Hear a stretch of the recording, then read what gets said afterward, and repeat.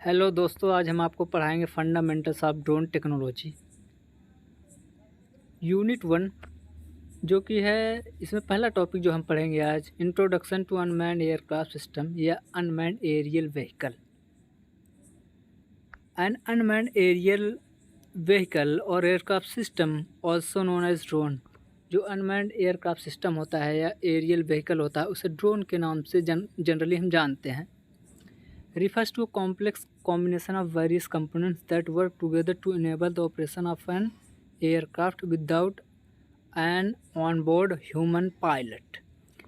ये basically drone में कोई ह्यूमन पायलट ऑन बोर्ड नहीं होता, ड्रोन में नहीं होता जिसके थ्रू चलाया जा सकता है। बेसिकली ड्रोन को कंट्रोल किया जाता है कोई रिमोटली पायलटेड ऑपरेटर के द्वारा कंट्रोल किया जाता है, जो कि ह्यूमन होता है, जो कि या तो ग्राउंड पे होगा या कहीं से कंट्रोल कर सकता है उसको। लेकिन इसमें ऑन बोर्ड नहीं होता human pilot. These systems have gained significant popularity and have diverse applications in field such as aerial photography, surveillance, package delivery, agriculture, disaster management and scientific research। इस प्रकार के जो सिग्निफिकेंट पॉपुलैरिटी है और diverse application है इस field में, basically drone का यूज हम बहुत मल्टीपर्पज़ के लिए किया जा सकता है। जैसे कि एरियल फोटोग्राफी, यदि हम किसी एरिया की फ़ोटोग्राफी करना चाहते हैं तो वहाँ की ड्रोन की सहायता से वहाँ के एरिया की फ़ोटोग्राफी हम आसानी से कर सकते हैं। सर्विलांस में हम इसका यूज कर सकते हैं आसानी से। पैकेज डिलीवरी, जैसे हम किसी चीज़ की डिलीवरी करना चाहते हैं, जैसे फूड हो गया, मेडिसिन हो गया एक्सेट्रा, वहाँ पर भी हम ड्रोन का इस्तेमाल कर सकते हैं। एग्रीकल्चर में भी हम ड्रोन का इस्तेमाल जैसे पेस्टिसाइड को छिड़कने में कर सकते हैं, स्प्रेइंग में। और वैसे ही हम इसका यूज़ डिजास्टर मैनेजमेंट और साइंटिफिक रिसर्च में भी आसानी से किया जा सकता है, जो कि बहुत कॉस्ट इफ़ेक्टिव होता है। The UAS unmanned aircraft system typically consist of 3 main components: the unmanned aircraft or drone itself, a ground control station and the communication link between the two। तो जो अनमैन्ड एयरक्राफ्ट सिस्टम होता है या aerial vehicle होता है, ये मुख्यतः 3 चीज़ों से, इसमें जो बताया गया है 3 चीज़ों से बना होता है। एक ग्राउंड, जिसमें हो गया अनमैन्ड एयरक्राफ्ट हो गया या अनमैन्ड एरियल व्हीकल हो गया, और ग्राउंड कंट्रोल स्टेशन हो गया, और एक कम्युनिकेशन लिंक जो होता है अनमैन ड्रोन और ग्राउंड कंट्रोल स्टेशन के बीच में, जो कि बहुत आवश्यक होता है उसका यूज। 3 चीज़ें होती हैं इसमें। The unmanned aircraft is the actual flying vehicle. जो अनमैन्ड एयरक्राफ्ट होता है ये एक्चुअल फ्लाइंग व्हीकल होता है, ranging from small multi rotor drones to large fixed wing aircraft होते हैं। It is equipped with sensors. जो ड्रोन होता है उसमें मल्टीपल सेंसर्स लगे होते हैं, जैसे प्रेशर सेंसर्स, प्रेशर को मेजर करने के लिए, एंगुलर वेलोसिटी को मेजर करने के लिए, एक्सेलरेशन को मेजर करने के लिए, या टेम्परेचर, एल्टीट्यूड मेजर करने के लिए बहुत सारे सेंसर का यूज़ किया जाता है। और उसमें कैमरा का भी यूज़ किया जाता है, और other payload system based on the internet purpose. मतलब जिस प्रकार की हमें रिक्वायरमेंट होती है, हम उसके अकॉर्डिंग हम ड्रोन में वेरियस इक्विपमेंट्स का यूज़ करते हैं। The ground control station serves as the command center for the UAS operator. जो ग्राउंड कंट्रोल स्टेशन होता है वो एक तरीके से कमांड सेंटर का की तरह काम करता है, जैसे US ऑपरेटर के लिए। जैसे कोई ह्यूमन ऑपरेट करना चाहता है, कर रहा है, तो उस ग्राउंड कंट्रोल स्टेशन की सहायता से वो जो है आसानी से ड्रोन को एक सिग्नल भेज सकता है, जैसे डिफरेंट पैरामीटर्स, जैसे एल्टीट्यूड को कम करने के लिए, ज़्यादा करने के लिए, या रोटेशन को कम करने के लिए, ज़्यादा करने के लिए मोटर्स के वेरियस सिग्नल्स को भेजा जा सकता है ग्राउंड कंट्रोल स्टेशन की वजह से। It includes a control interface. इसमें एक इंटरफेस होता है जिसकी सहायता से हम कंट्रोल किया जाता है, ड्रोन को कंट्रोल करने के लिए यूज़ किया जाता है। टिपिकली रिमोट कंट्रोलर और कंप्यूटर बेस्ड सिस्टम, या हम टिपिकली कहें तो रिमोट कंट्रोलर हो सकता है, वो कंट्रोल करने के लिए यूज़ किया जाता है। कंप्यूटर बेस्ड सिस्टम होता है जिस पे इंफॉर्मेशन जो कलेक्टेड होता है शो किया जाता है, और उसके थ्रू हम जो होता है कंट्रोल कर सकते हैं ड्रोन के मोशन को, उसके अल्टीट्यूड को, उसके रोटेशन को et cetera, which allows the operator to control the aircraft flight parameters.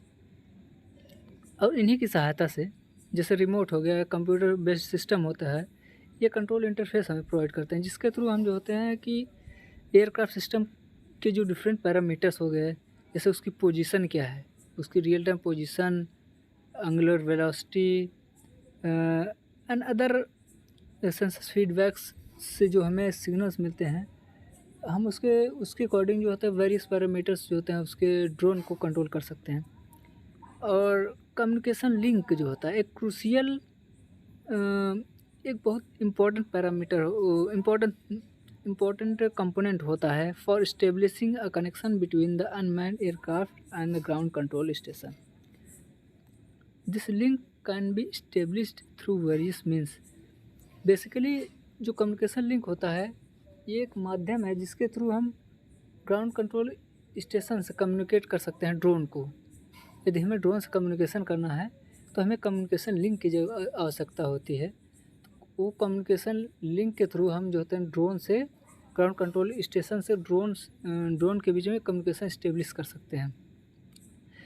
और जैसे फॉर शॉर्ट रेंज के लिए हम रेडियो फ्रिक्वेंसी कम्युनिकेशन सिस्टम का यूज़ करते हैं, और वैसे ही फॉर लॉन्ग कम्युनिकेशन रेंज के लिए हम सैटेलाइट कम्युनिकेशन सिस्टम का यूज करते हैं।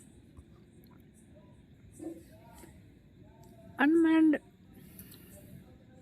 एरियल व्हीकल जो होता है, इसको यदि हमें कमांड भेजना है तो हम ग्राउंड कंट्रोल स्टेशन की मदद से कमांड को भेज सकते हैं, और हमें डाटा रिसीव करना है तो टेलीमेट्री सिस्टम के थ्रू हम डाटा रिसीव कर सकते हैं, और वीडियो फीडबैक्स को रिसीव किया जा सकता है। अदर रेलिवेंट जो इन्फॉर्मेशंस होती हैं हम ड्रोन से आसानी से रिसीव करते हैं ग्राउंड कंट्रोल स्टेशन पे।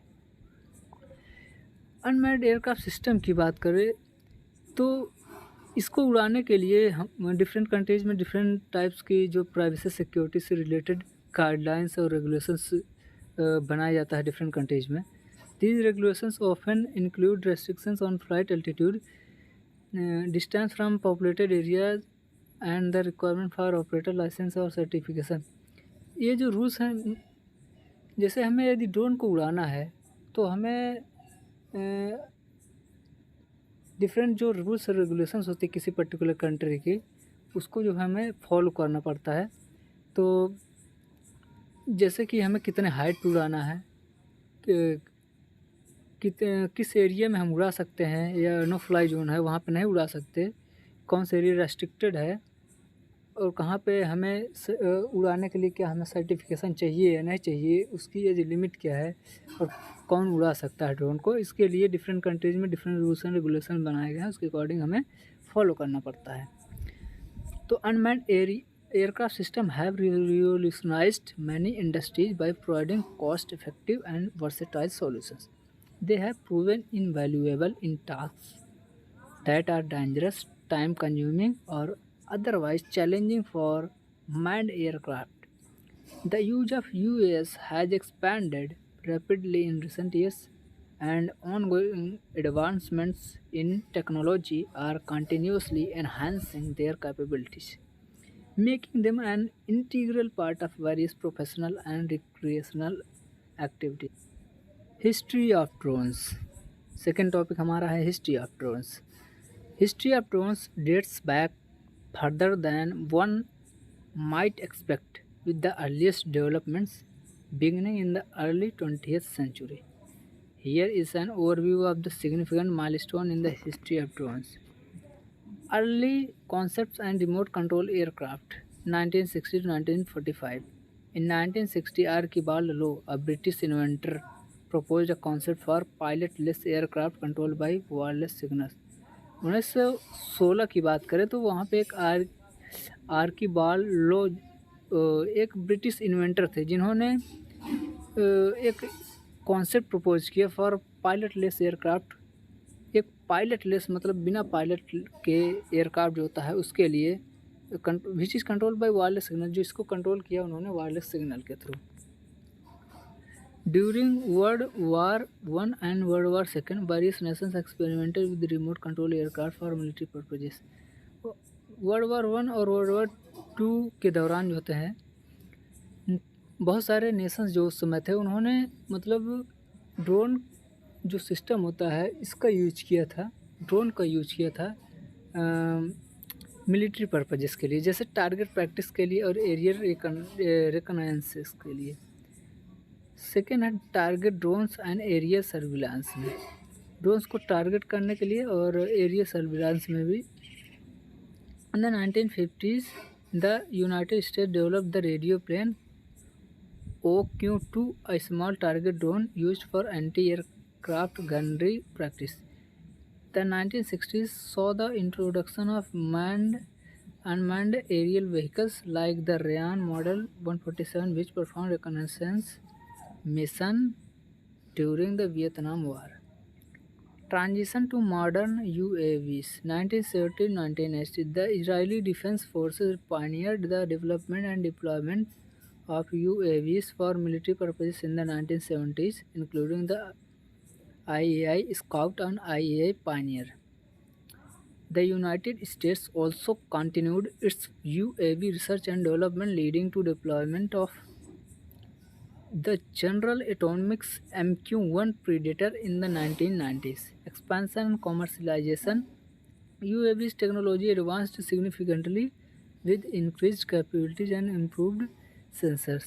धीरे धीरे जो UAVs थे उनमें एडवांसमेंट होने लगा, उनकी कैपेबिलिटीज़ का, उसमें नए नए इम्प्रूव वर्जन के जो सेंसर का यूज़ किया जाने लगा और उसमें जो टेक्नोलॉजीज थी उसको अपग्रेड किया गया।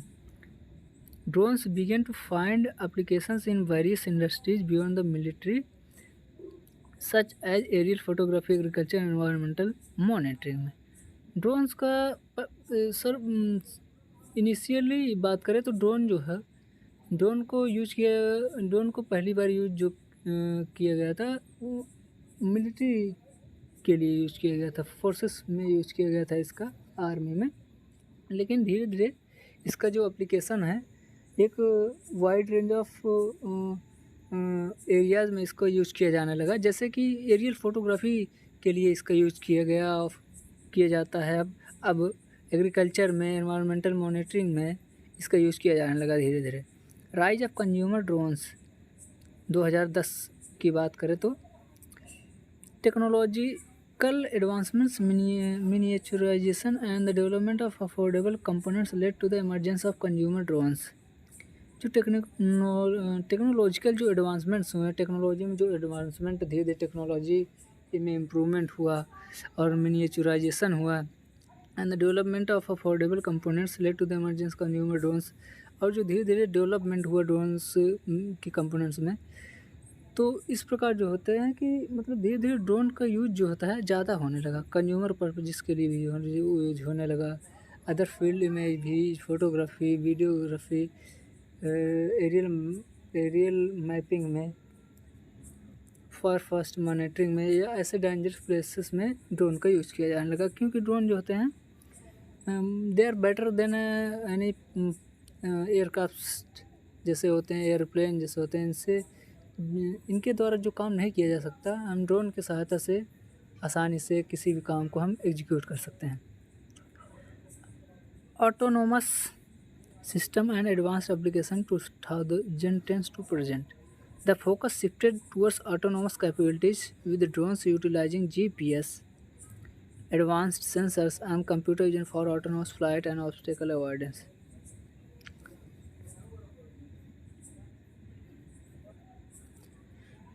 Drones found applications in fields like search and rescue, infrastructure inspection, delivery services and scientific research.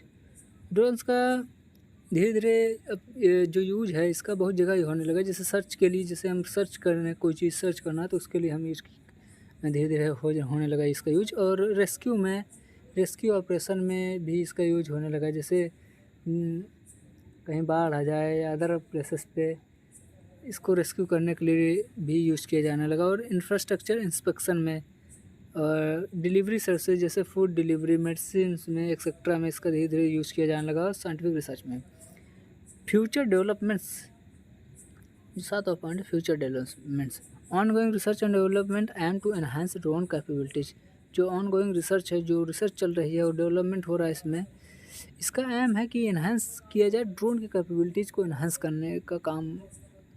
जो इसमें रिसर्च और डेवलपमेंट है, इसका एम बेसिकली ये है कि ड्रोन की जो कैपेबिलिटीज़ है उसकी क्षमताओं को हम कैसे बढ़ा सकते हैं और उसका और यूज हम और कितना आसानी से किन किन जगहों पे यूज कर सकते हैं और कितना बेहतरीन तरीके से उसका हम यूज कर सकते हैं, उस पर ध्यान दिया जा रहा है। इसका एम ये है।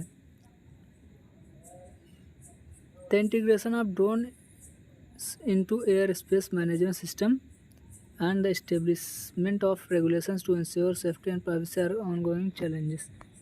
Overall, the history of drones showcases a gradual evolution from early remote control aircraft to sophisticated unmanned systems with diverse applications in both military and civilian domains. The technology continues to advance and drones are expected to play an increasingly significant role in various industries in the future. Classification of drones. अब हम तीसरा topic जो पढ़ने वाले हैं, classification of drones क्या हो, कितने भागों में डिवाइड किया गया है ड्रोन्स को, उसके बारे में हम स्टडी करेंगे। तो आइए देखते हैं। ड्रोन्स और unmanned aircraft system can be classified based